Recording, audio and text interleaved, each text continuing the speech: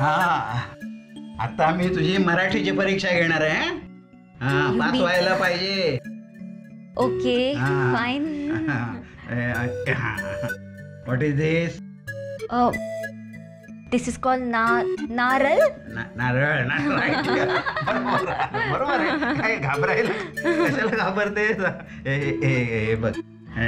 What is this? This one is सुपारी. सुपारी.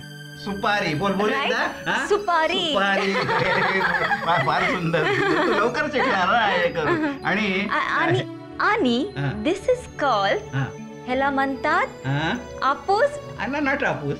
हापूस आंबा. खूप प्रगती आहे. तुला येणार शब्द येणार. हे बघ आता असं करायचं. हे पुस्तक आहे ना, यात काही चित्र दाखवलेत, पिक्चर दाखवलेत. त्याच्या खाली नावं आहेत मराठीमध्ये, ती पाठ करायची. येणार तुला, काय काळजी करू नको. खूप प्रगती केलीस तू थोड्या दिवसात. मराठी इतकं फाड बोलशील ना तू. वा वा, छान. गावात अजिंक्य आणि चित्राबद्दल जे काही बोललं जातंय तसं खरंच असेल? अजिंक्य सारखा चित्राच्या घरी का जातो?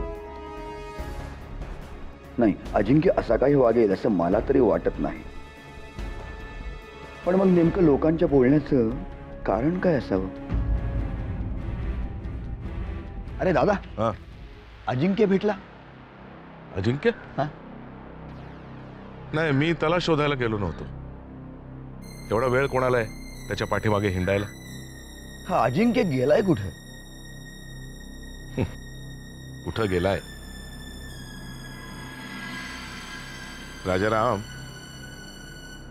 हल्ली अजिंक्य कुठे असतो हे तुला माहित नाही. या वयात कोण कुठे शेण खायला जाईल काही सांगता येत नाही. दादा काय बोलतोस तू? मी चुकीचं बोलतोय?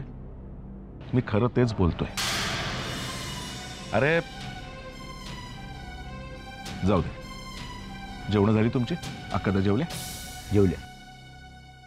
पण आकादानी अजिंक्यबद्दल एक शब्दही विचारला नाही. तो आला का, जेवला का, काही विचारलं नाही. राजाराम, मला काय वाटतं हे खरं सांगू मी तुला? सांग. तू अजिंक्यशी या विषयावर एकदा नीट बोल. गोष्टी घडून गेल्यानंतर पश्चाताप करण्यात काही अर्थ नाही. मला काय म्हणायचंय तुझ्या लक्षात येत आहे? हो, पण मला नाही वाटत अजिंक्यच्या हातून असं काही घडेल. हे बघ, तसं असेल ना तर चांगलीच गोष्ट आहे.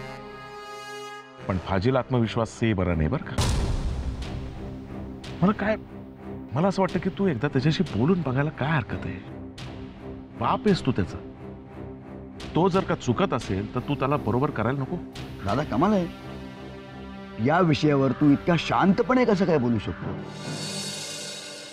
काय हल्ली मी ठरवलंय, चिडचिड करायची नाही, कोणावरती रागवायचं नाही, स्वतःवरती ताबा ठेवायचा. Good good. तुझ्या या प्रयत्नात तुला यश मिळो. काय, एक तर मी फटकळ तोंडाचा माणूस आहे. पटकन कोणाला काहीतरी बोलायला जायचो, त्यामुळे वाड्याच्या इब्रतीला धक्का पोचायला नको, वाड्याला त्याचा त्रास व्हायला नको, नाही का? काय रे राजारामा, अक्कादानी तुला सुद्धा कवडी उचलायला सांगितलं होतं? हो. का रे? नाही, तसं काही विशेष नाही, पण अगदी मला मनापासून जे वाटतं ते मी तुला सांगतो की या वाड्याचा सगळा कारभार आता तू बघायला हवास. अक्कादानंतर सगळं तू सांभाळायला हवंस. कोण? मी? हो. का का का का हरकत काय?